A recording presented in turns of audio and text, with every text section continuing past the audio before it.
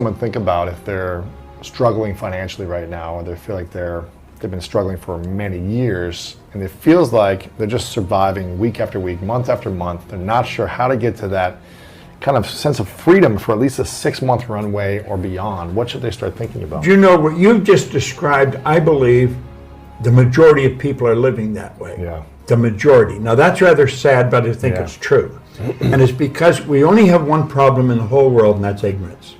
They're living in ignorance. They don't know that what they're doing is going to keep them where they are. And they keep doing it because they don't know how to change. They're overwhelmed with the debt. People are saying, I need the money. They haven't got it. They want to take their family on a vacation. They don't have the money to go. So they may borrow it and go anyway. Now they got more debt. They have to understand that they don't have to live that way. I wrote a book called You're Born Rich. The truth is you are. Most people are just a little short of money, but you are born rich, rich in potential. And then you focus on prosperity. You've got to have a financial goal. You've got to work toward it. And you've got to understand that you can earn more than you're earning. And wealthy people don't have one source of income. They have more than one. I was earning money all last night while I was sleeping. Yep. You can actually earn more money when you're sleeping than you can spend when you're awake. Yeah. You know, it sounds like a cute line, but it's true. There's no end to what we can earn. If you are not getting information from someone who is already wealthy, then you're probably getting information from the wrong people. Most people ask their brother-in-law, or the guy next door, or the girl they know, how do I earn more? Hell, if they knew, they'd be earning it. They don't know. And most people talk to people that don't know. Carlyle put it very well. He said he did not believe in the collective wisdom of individual ignorance. And that's where most people are getting it from, people that don't know any more than themselves. I was on the fire department in a suburb of Toronto, and there was a man near there who became a friend of mine, Ray Stanford.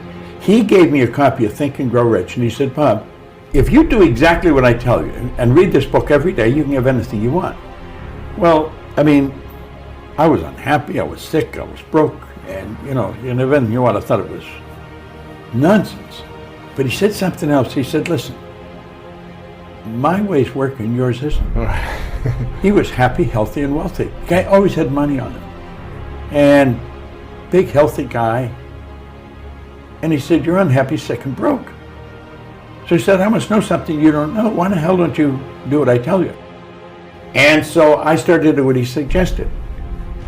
And he said, what do you really want? Well, all I wanted was some money. I was earning $4,000 a year at the time, and I owed $6,000. If I had paid everything I earned for 18 months, I would have just broken even. Oh, wow. It was an impossible situation. And he said, listen, write what you want on a card. Now, I got a gold card in my pocket. I've carried one ever since. He said, write what you want on the card. You can have anything you want. So he said, what do you really want? And I said, I want some money. So I wrote that I wanted to have $25,000. And now, if I had got together all the people I know, or knew at that time, and put all their money together, we wouldn't have come up with $25,000. We probably wouldn't have come up with $1,000. I mean, it was an enormous amount of money. It was nuts. So I wrote that in the card. He says, you got to read it every day. And he'd keep saying, did you read it? Did you read it? You know, so he got me reading it. And Reading the book or reading the card? No, read the gold card. Just their gold card. Read the gold card. I'm so happy and grateful now that I have 25,000. And I learned something very important from it. All I thought about prior to that was debt, because people are always phoning me, when are you going to pay me? If you think about debt, you're going to be in debt forever. Yeah. You become what you think about. Well, this gold card got me thinking about earning money. I never thought of earning money before. I thought about debt all the time. And it got me thinking of earning money. So I started to hear people talking about earning money. And because I heard them talking about it got me thinking about it. And some guy said, there's good money cleaning floors. I said, I'm not proud, I'll clean floors. Prepared to do anything. I want to earn this money. I want to earn money. So I started cleaning one office. And by the end of the year, I was earning $14,500 a month. What? I was on the fire department. The chief was only earning $11,500 a year.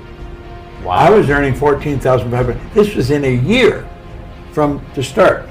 I started to clean one office, Canada starch. I'd wash the floor twice. Prepared to do anything. I wonder in this money. You see, I wonder. Yeah.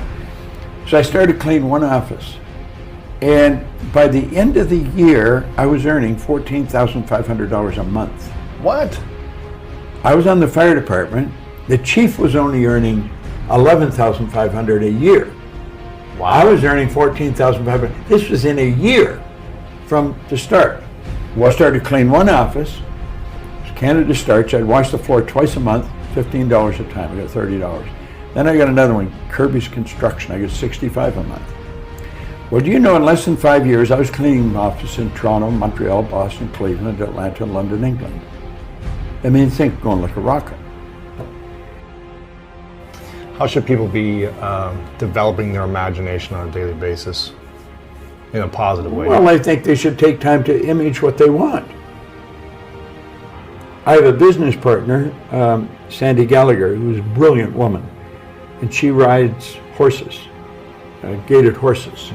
And she's in Kentucky right now, and she images herself as a world champion. Every day, she takes the time and she sees herself as a world champion. She sees herself getting the roses, getting the whole thing. And that's what you should do it. I think you build the image of what you want. I mean, you obviously imaged this studio before you ever built it. Right. I mean, everything you see here was part of the image in your mind. But everything you create twice. Once in here, once out here, you know? So you never get an original painting. You always get a duplicate. The picture's in here. Wow. So we have to see ourselves with what we want here. Now we've got enormous deterrent in our paradigm. We're conditioned genetically and environmentally. And that conditioning is controlling most people's lives. That's why brilliant people are broke. Brilliant people are unhappy. Brilliant people never really accomplish very much. They're absolutely brilliant, but their paradigm is controlling them. It's all about intellect. I'm firmly convinced if a person doesn't understand a paradigm is nothing but a multitude of habits. They're programmed into your subconscious mind that control your behavior. It's got nothing to do with how smart you are. It's got nothing to do with what your formal education is. It's got nothing to do from which side of the tracks you come from. It has to do with your paradigm. The paradigm is a program in your subconscious mind. It's both genetic and environmental that's controlling your behavior. Everyone that can hear my voice knows how to do better than they're doing. And they may wonder, why don't I do it? It's because you're programmed to do what you're doing. Yeah. And until you change the program, nothing's going to change. Paradigm has to be changed. Everyone that can hear my voice knows how to do better than they're doing. And they may wonder, why don't I do it? It's because you're programmed to do what you're doing.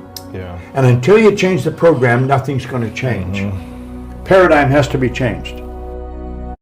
Most people live through their senses because we're programmed to do that. Literally, we're programmed genetically and then environmentally to go by what we hear, see, smell, taste, touch. But you know, I have a dog at home that can hear, see, smell, taste, touch. All animal life operates through senses. We've been created in God's image. We have these higher faculties. We are creative beings, literally. We have perception, the will, reason, imagination, memory, and intuition. They're the faculties that make us separate from everything else.